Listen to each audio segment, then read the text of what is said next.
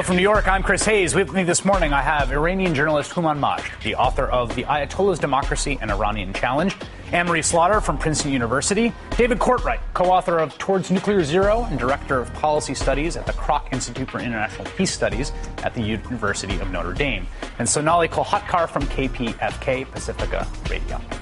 The White House is denying a new report that the United States and Iran have agreed to what would be their first ever one-on-one nuclear talks. That denial comes after a front-page blockbuster New York Times story sourced to Obama administration officials asserted that the U.S. and Iran have agreed in principle to bilateral nuclear talks after the election. The in principle part added after the story was originally published online. The White House says it is, quote, not true that the U.S. has agreed to talks or any meeting with Iran after the election, and Iran, just this past hour, said the same thing. But a senior administration official tells MSNBC's Andrea Mitchell that there have been back-channel talks seeking to set up such a meeting, just that no deal is in place yet. The story, confusing as it is, will surely factor into tomorrow night's big foreign policy-focused presidential debate. And we're very lucky that we have this table of august experts to discuss this breaking news, which was published by the New York Times last night. I was following it. I was following the fallout and the reaction. I genuinely don't know what to think, to be honest. I mean, they first said, they published a story. They said they've agreed to meet. They went back and revised the story, agreed in principle to meet. Then the White House denies it. Then Iran denies it. And so that leaves me thinking, what? I don't know. What should I think? So, I mean, I had the same reaction. I'm following this, and I'm thinking, why on earth, in the first place, would they leak this? Yes! Because on the eve, yes. It didn't make any sense to me that they would do this unless Obama planned to use it in the debate. But anybody who's used to dealing with the Iranians would know that would probably torpedo any chance of it happening. So why not? And indeed, what it looks like to me is that the State Department pushed back and said, you know, this will be disaster in terms of the substance of the policy. So now the White House has denied it, which means the president can't use it, and I can't figure out what on earth the purpose was in leaking it to begin with. And there was a smackdown from Israeli Ambassador Michael Oren, who basically said, well, we don't know anything about this, and this is not cool with us. The deputy Israeli prime minister said that he would be fine with it. Fine. I mean, that was just this morning I read that. So, I mean, it's strange. I mean, it is very odd. I agree with you, Anne-Marie. It's very odd how this happened. I mean, you have to think. I mean, I have to think that it's a hostile leak. Right. That's the point. Yeah. I mean, it has to be. Explain what that means. You mean someone who does not want the talks to go forward is essentially sabotaging Because I do think, I mean, Iran has met with the United States on the sidelines of P5+1 talks. Explain what P5+1 is. I know, this is the lingo. Sorry, the permanent members of the Security Council plus Germany have been negotiating with Iran with the U.S.'s backing over many, many years at this point. And in 2009, I think it was Nicholas Burns who met with the Iranians on the sideline in 2009 in Geneva, I believe. So there has been contact between the U.S. and Iran.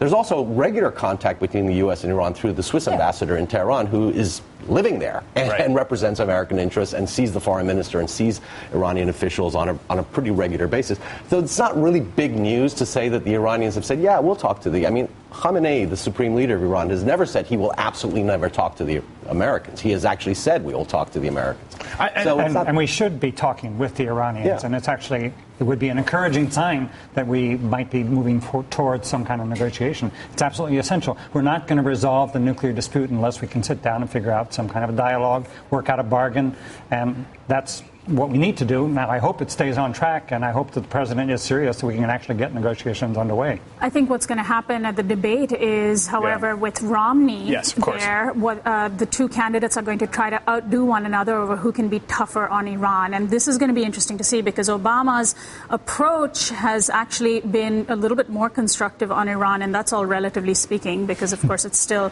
seen as this huge threat.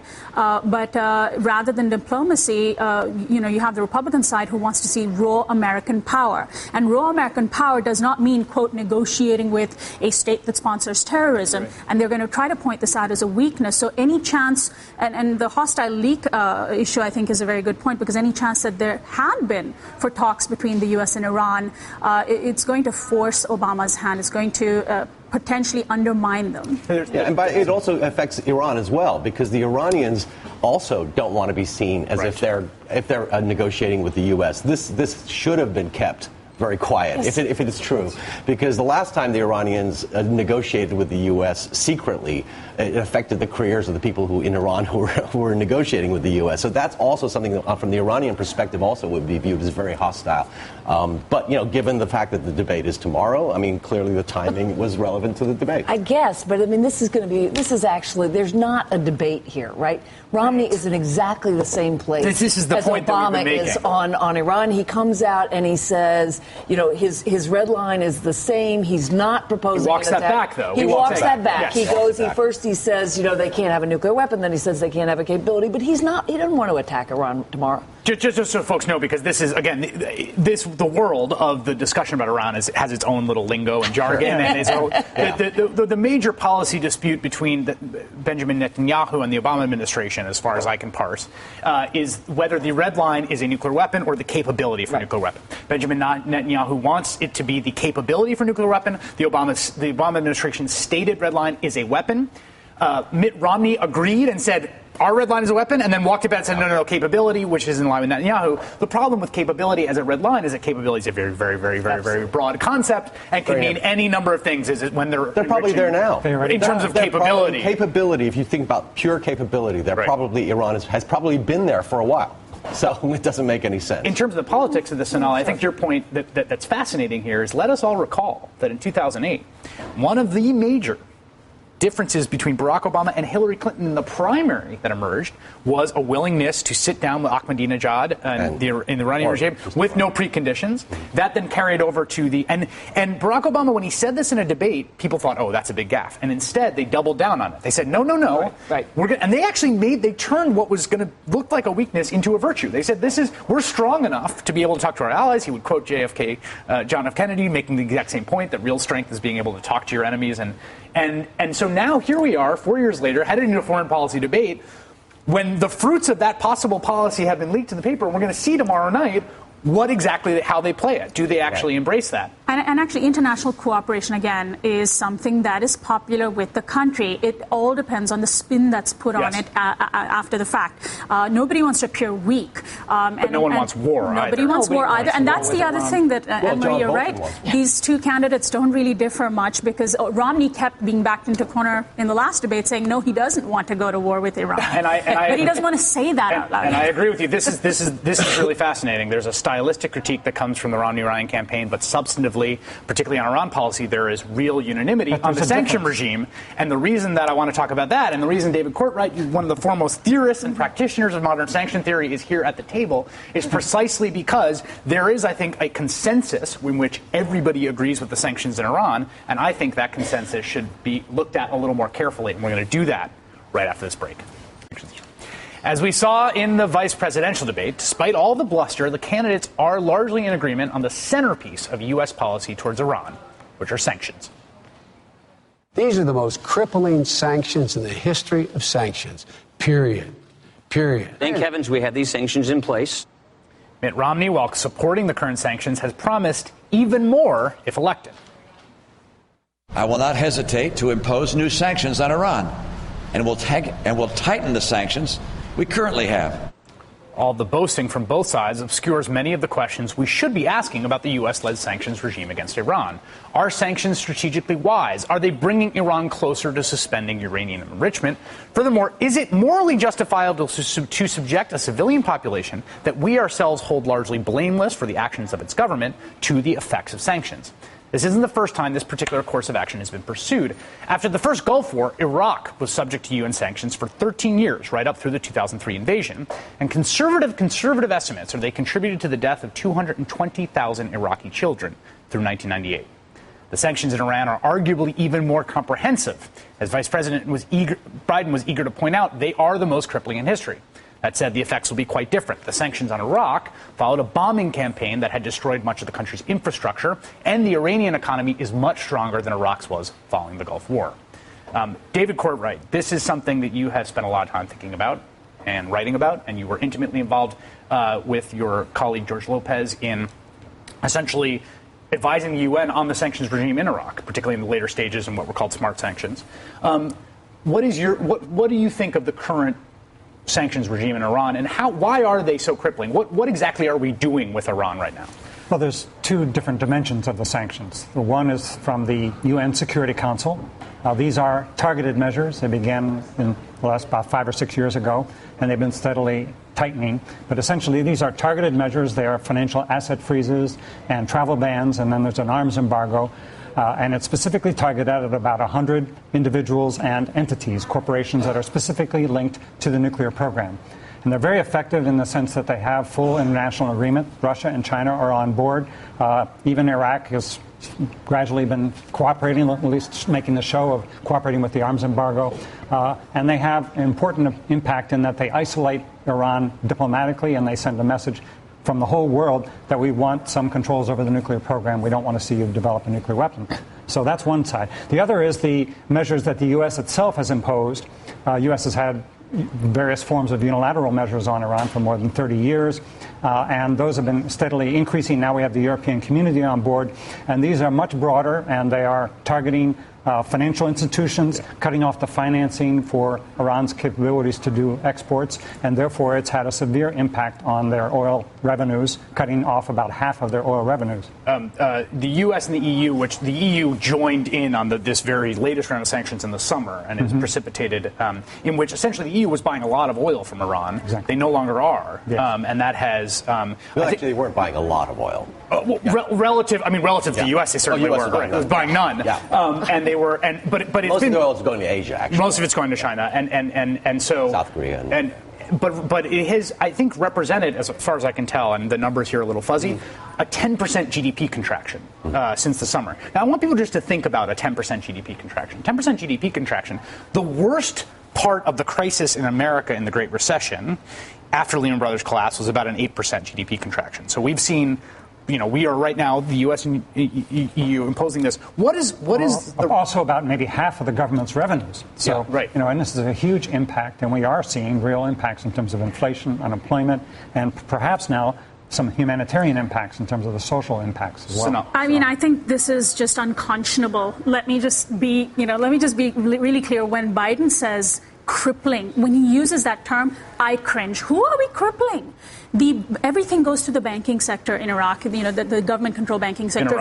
In Iran, excuse me. When that is being targeted, hospitals are having a hard time getting medical equipment. There are now new reports that cancer patients and multiple sclerosis patients aren't getting medication. Where are poor Iranians to go? Some wealthier Iranians are bringing their children for treatment to the UK. Do we want to be responsible for that? And that's not even addressing the hypocrisy of addressing, of nuclear enrichment, uranium enrichment from countries that are nuclear powers that have been shown to use nuclear weapons. I mean, not even talking about Israel's own nuclear capability. We're singling out Iran, and that's just being taken for granted. That's an issue that never comes up in the debate. So should we do nothing? No, we should. We need to look at Iran's nuclear capabilities from a very realistic perspective. Iran can't have them, but South Korea, but Israel can have them.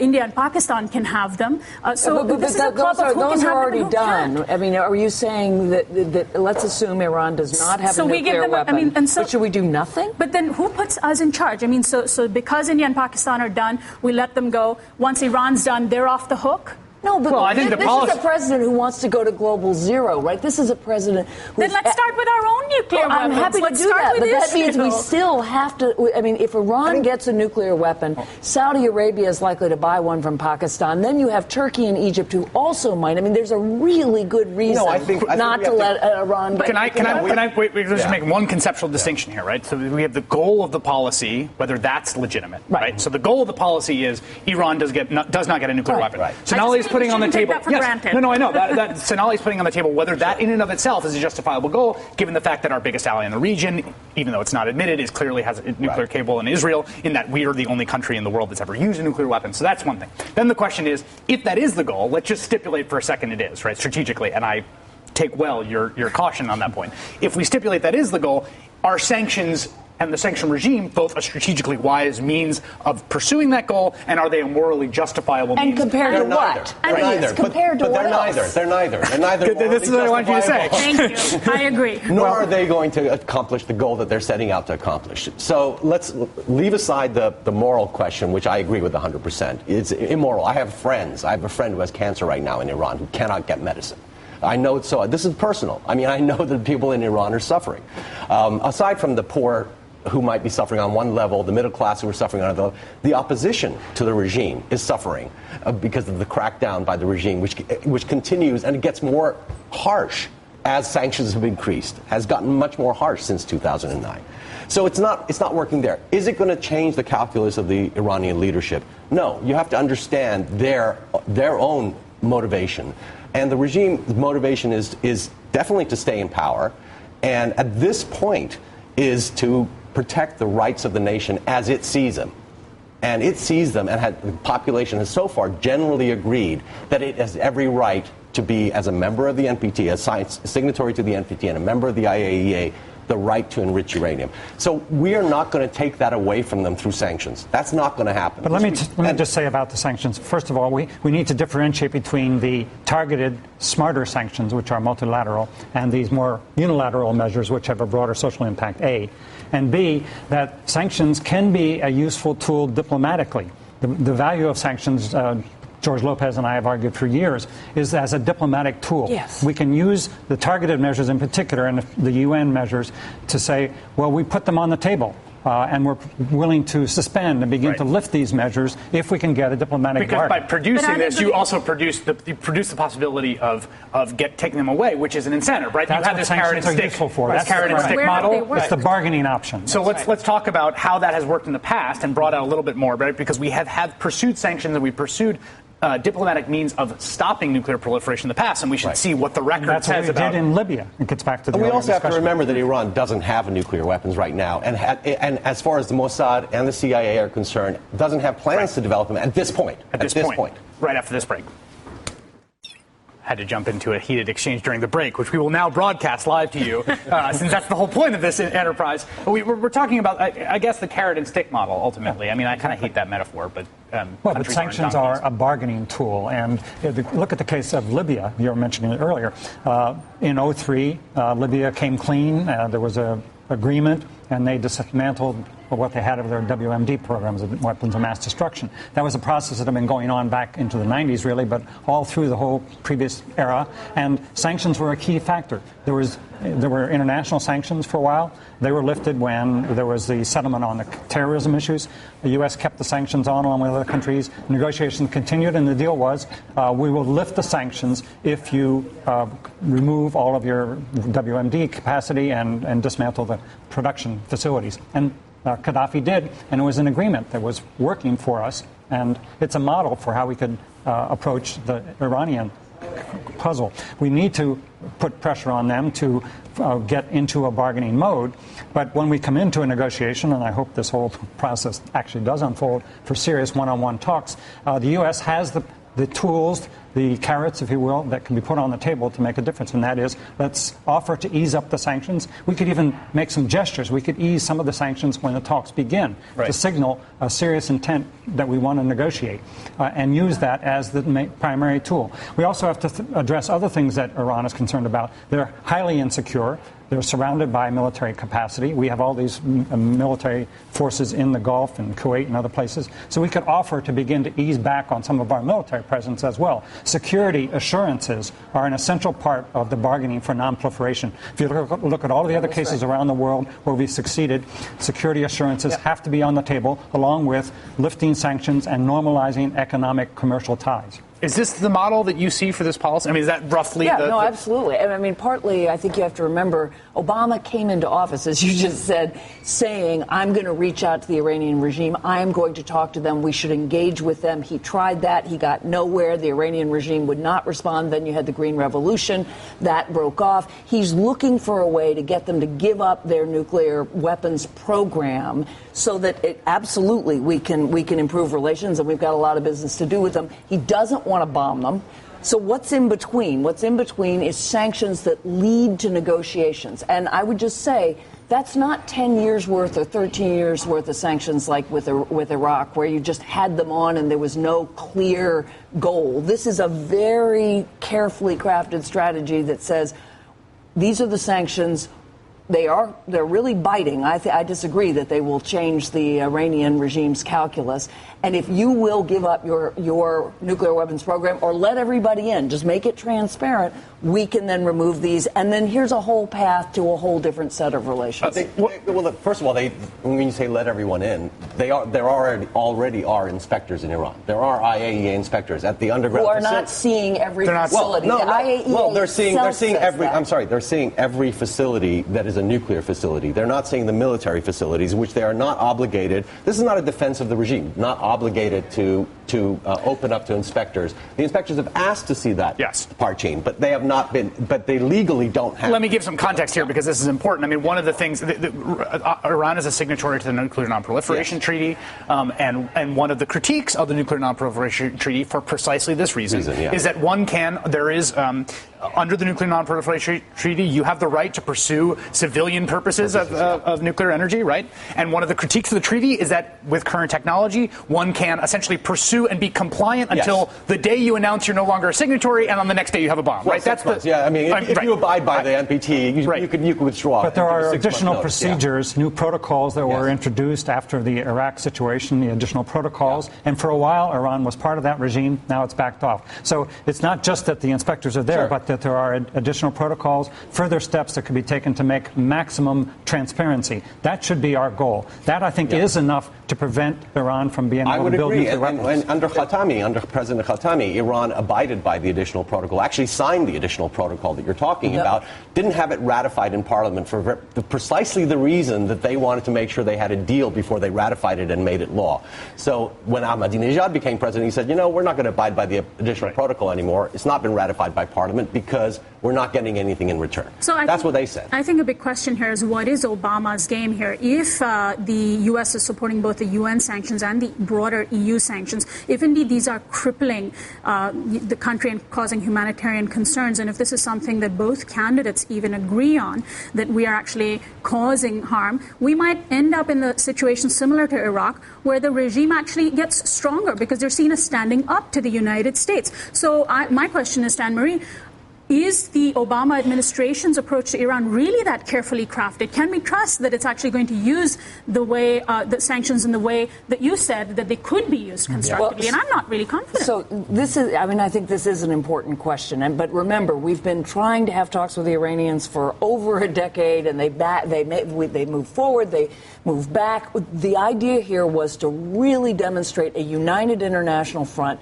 put on sanctions that really do bite, and then offer them a deal. Right. And so, but the key question is the one you ask, which is whether or not they are biting. It's whether or not the regime decides the way to stay in power is to actually do a deal, or the regime decides the way to stay in power is possibly to invite an attack or to simply, double down on getting a nuclear weapon. And that's a calculation that we are trying. You have to just decide. But I mean, one of the issues here, calculus may not work. One of the issues here is that when you talk about this being the middle path, right? They don't want war. We don't want them to have nuclear weapons. Sanctions ends up being the middle path. Is that sanctions, for that precise reason, it's hard to find that they're critiqued by both the left and the right, right? It's hard to find a political constituency for them. And I want to play Mitt Romney's advisor offering his critique of the sanctions regime right after this.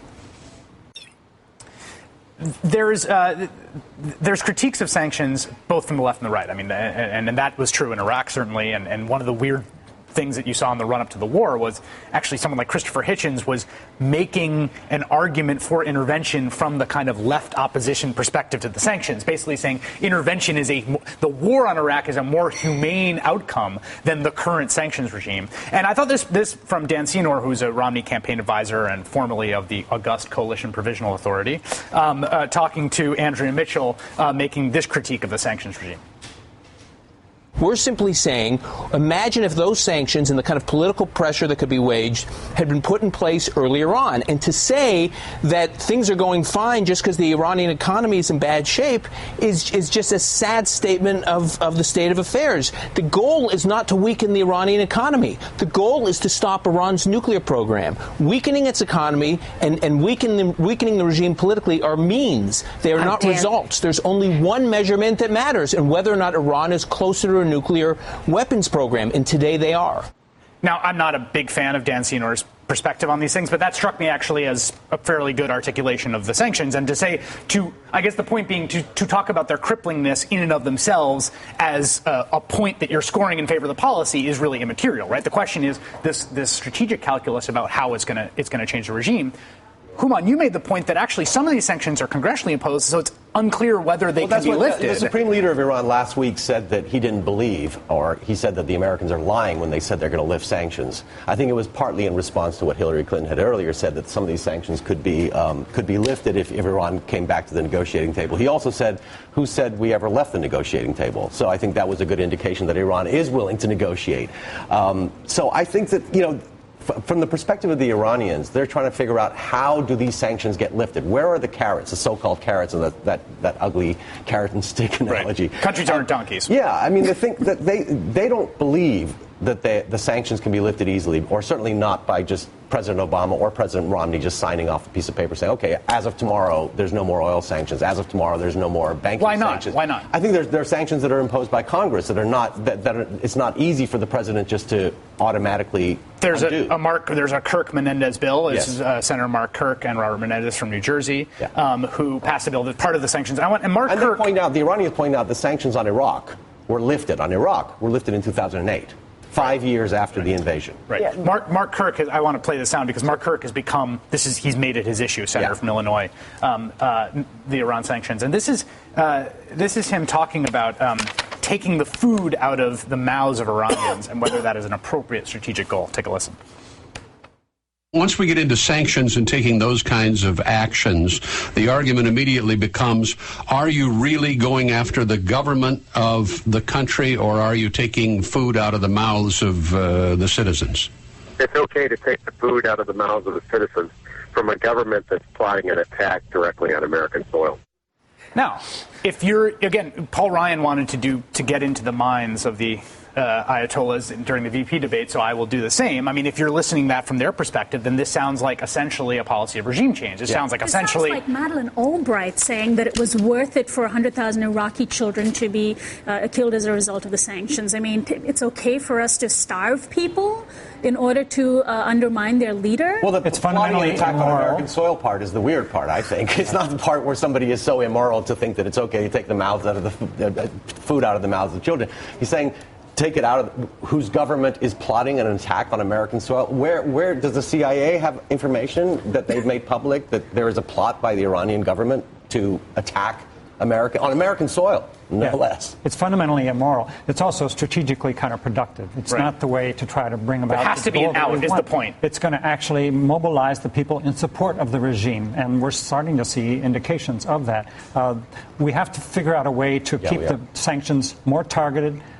Smart sanctions was the phrase that people talked about some years ago. What happened to smart sanctions? Keep them focused. And I would like to see, we could do this, it doesn't require congressional action, a message, a statement, and some policies which say that we're going to continue these sanctions, especially the multilateral, the more targeted ones, but we have no intention of harming the Iranian people, and we're going to look into it. If there is any harm, we're going to ease up those measures, and we can do that unilaterally as a gesture to the Iranian people, that these are targeted at a policy, not at the people. But let me push back a little bit on this point that this is rallying people around the regime or is precipitating a crackdown. I mean, my understanding, and have not been reporting in Iran directly. My understanding is that the rial, which is the currency, which is devalued remarkably over this period of time, and that has to do with the fact that when you can't sell oil to get foreign currency, you can't protect your currency. The government people make a run on it, essentially, right? When you have a limited amount of dollars.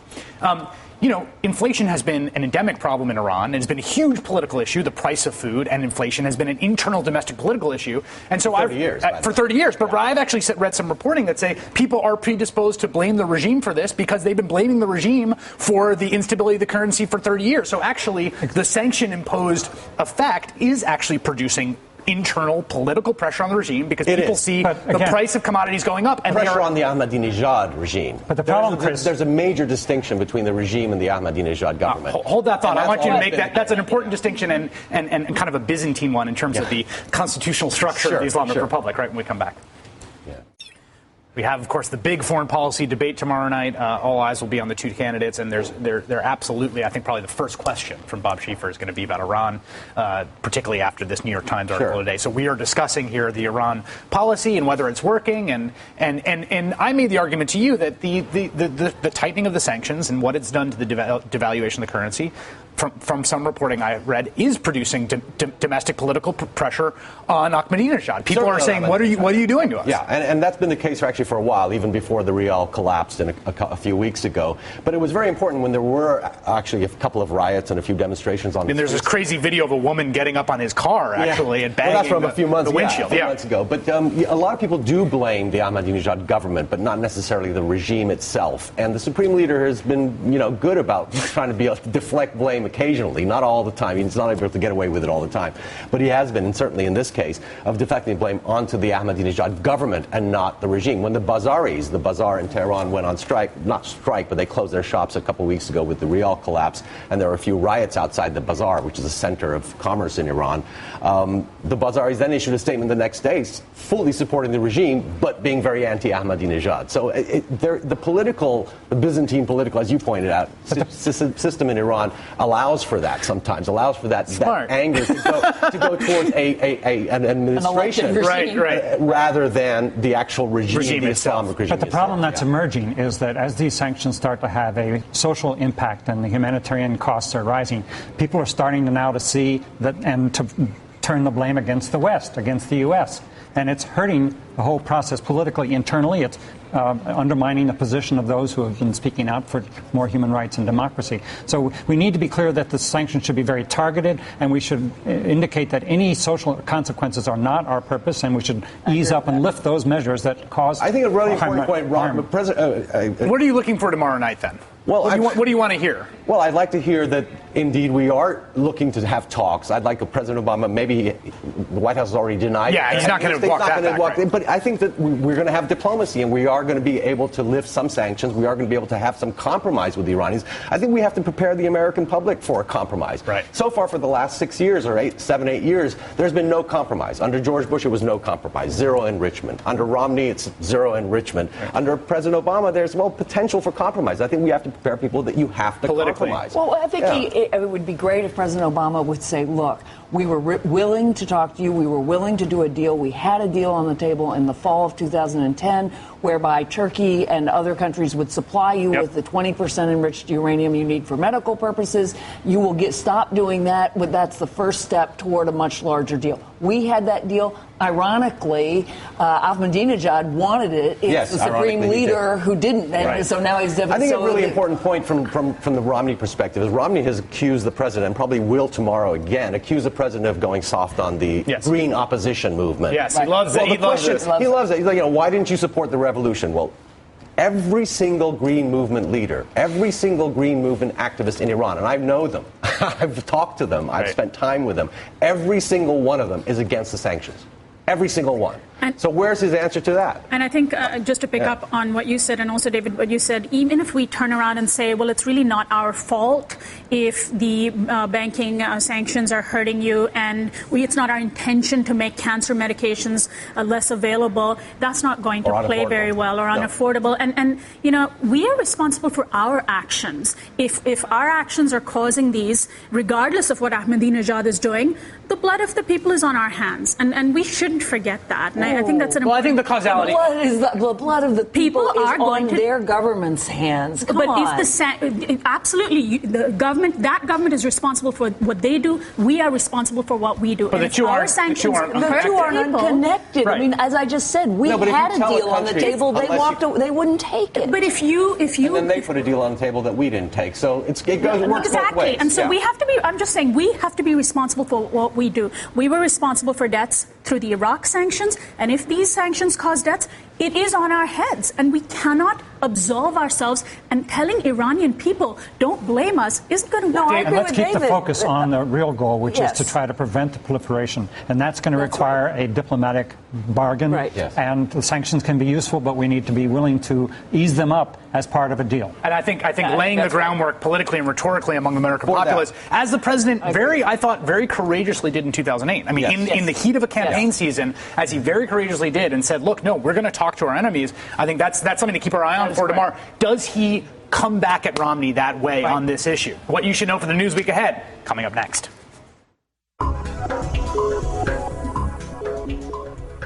So what you know for the week coming up, you should know already, as a general rule, not to believe everything you see in political ads. But thanks to ProPublica, you should know that a new $90,000 ad buy in southern Florida only appears to be the product of a grassroots group concerned with the livelihood of seniors. You worked hard, saved for retirement, and dividends are a big part of it. But if President Obama and Congress don't act this year, tax rates on dividends will spike, almost tripling in some cases. They've worked together before. They can do it again by extending the current dividend tax rates for all Americans. Time is running out. Tell them to stop a dividend tax hike now. Join the fight at defendmydividend.org. You should know that the site it directs viewers to is maintained by none other than Edison Electric Institute, a trade association for electric companies, which typically pay a lot in dividends and don't want to see their stock price threatened. We know that 15% tax rate on dividends is set to expire along with the rest of the Bush tax cuts at the end of the year, and that the Obama administration has proposed taxing dividends as regular income for those who make at least $250,000 a year. But you should know that those taxes will not affect well over 90% of seniors. You should know that even the one major political party that makes an effort to free itself of corporate donors does not always succeed. Democratic National Committee Chairwoman Debbie Wasserman Schultz pledged last year that the 2012 Democratic Convention would be the first to be paid for by the grassroots, taking no corporate money. You should know the Associated Press reports filings this week with the FEC show that didn't happen. The AP says Democrats used $5 million in corporate money to rent the arena and got an $8 million line of credit from none other than Duke Energy. You should know Democrats responded the contributions are legal, and you should know that that is the point. You should know that Foxconn, which manufactures devices for Apple, Dell, Sony, and Hewlett-Packard, and was the subject of the controversial Mike Daisey solo show, admitted this week to violating Chinese labor laws by using underage workers at one of its factories this summer. Foxconn says it employed 56 interns as young as 14, below China's legal working age, but other reports say there were hundreds. The company says it failed to check the IDs of interns sent to the factory by local schools after Foxconn asked local officials for help with a labor shortage. Some of the students told Chinese media they were forced to work without weekend breaks, working overtime and overnight shifts under threat of expulsion from school if they did not. You should know that our devices connect us to the world not only through the information we receive, but through the people who make them. And you should know that the third and final 2012 presidential debate is tomorrow night. MSNBC's special coverage begins at 8 p.m. Eastern, led by Rachel Maddow along with Chris Matthews. And I'll be there along with Al Sharpton, Ed Schultz, Lawrence O'Donnell, and Steve Schmidt. Want to find out what my panelists think you should know? Begin with you, Houman. Politics wreaks havoc with foreign policy. Yeah. That's what I think this week. And we'll see that in the debate tomorrow. I think that's that political considerations trump wise foreign policy. You know, I'm very torn on this question because I think it's true and it's very easy to demagogue. At the same time, democracy is democracy, right? And to say, well, you're politicizing our foreign policy. Well, it's the citizens of the United States who determine our government's actions. Yes. And so that it has to pass the test of some sort of democratic accountability. Anne-Marie Slaughter. Well, what you should know is what Americans do not want to hear, but it's true anyway, which is that hundreds of people are getting killed in Syria every day. We're up to almost 30,000 people killed, mostly civilians. The country is imploding. It is destabilizing Lebanon, threatening Turkey, Jordan, Iraq. More and more militants are coming in who are not Syrians, who are taking over what was originally a much more pluralist liberal opposition. People are predicting up to a 10-year civil war. This is a humanitarian disaster. It is horrific morally, and it is devastating to us strategically, and we should act. The United States should act with the countries in the region to create a no-fly zone to protect people. There are lots of risks to this, but the risks to non-action are far, far greater. Americans don't want to hear it, but we are going to regret it. I will take a lot of persuading on the no-fly zone, so we're going to have you back to convince me. David Courtwright. Well, what we should know is that there is no plan for actually ending the war in Afghanistan. We haven't talked about it. But the president says we're going to be out by 2014. Maybe Biden says yes for sure, but they're still planning to keep lots of troops there. And the more important thing is, how are we actually going to end the war in such a manner as to prevent the killing from continuing? And how do we work with the people of Afghanistan to get a more accountable, representative government that isn't just warlords and that doesn't get taken over by the Taliban? We need to be engaged in Afghanistan in a much more substantive way. We need to pull out our troops, yes, but we need a political plan for ending the war and building a better, more accountable government. Sonali. And actually, David took the words out of my mouth, but what I'd like to see is, and I'm wondering if this is going to come up in the debate, is the case of the Pakistani girl Malala Yousafzai, whether the presidential candidates are going to bring her case up. And if they do, are they going to use it to justify our presence? Or are they going to admit that it is under our occupation in Afghanistan and the drone war in the border region of Pakistan and Afghanistan that her attack happened and that the Taliban under our occupation has only gotten stronger? That's a really big question. I hope it comes up, and I'd like to see them address it properly and then see good media coverage of their You're talking about the 14-year-old girl who's an advocate for schooling for girls in the province of Pakistan where the Taliban is very strong. That shot her. She is recovered. I think we probably will see a question on that. I want to thank my guests today, Iranian journalist Houman Majd, Anne-Marie Slaughter from Princeton University, David Courtwright from the University of Notre Dame, and Sonali Kolhatkar from KPFK Pacific Radio. Thank you all. Great discussion. Thank you. Thank you for joining us. We'll be back next weekend, Saturday and Sunday at 8 Eastern Time, as the presidential campaign heads into the absolute final stretch. New poll out today from NBC showing the two candidates tied.